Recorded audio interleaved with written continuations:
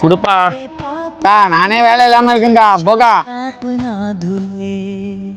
ஆமாச்சா college போல போலாம் மச்சா. நான் கொடுங்கப்பா. தரேன் வா ஒரு 10 நிமிஷம்.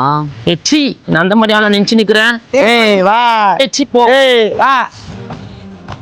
நீ என்னடா மச்சான், என்னோட ஃபர்ஸ்ட் மாச சம்பளத்துல எங்க அம்மாவுக்கு புது புடவை ஒன்று வாங்கியிருக்கேன்டா. இந்த கலர் வேற எங்க அம்மாவுக்கு ரொம்ப பிடிக்கும்டா. அவங்க பார்த்தானா ரொம்ப சந்தோஷப்படுவாங்கடா. ஆமாடா மச்சான் கொடுக்கணும்டா, இது அப்போதான்டா அவங்க சந்தோஷப்படுவாங்க. அதெல்லாம் கொடுப்பா.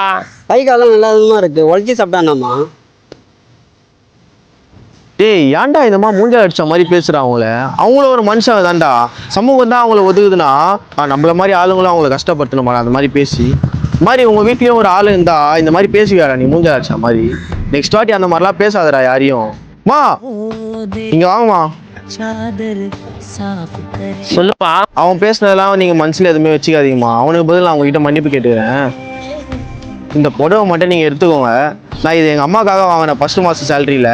நீங்களும் எங்கள் அம்மா மாதிரி தான், அதனால தான் உங்களுக்கு தரேன். தாங்க.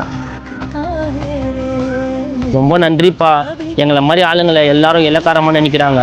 ரோட்டில் நடந்து போனால் 500 ரூபாய் தரேன் 1000 ரூபாய் தரேன் வரியான்னு சொல்லி கூப்பிட்றாங்க. நான் நல்ல மனசுக்கு நல்லதே நடக்கும்ப்பா. இது செலவு பண்ணாமல் பர்ஸில் பத்திரமா வச்சுக்கப்பா. நீயும் நல்லா இருப்ப, உன் குடும்பமும் நல்லா இருப்ப. मन का वो श्राप ना जले।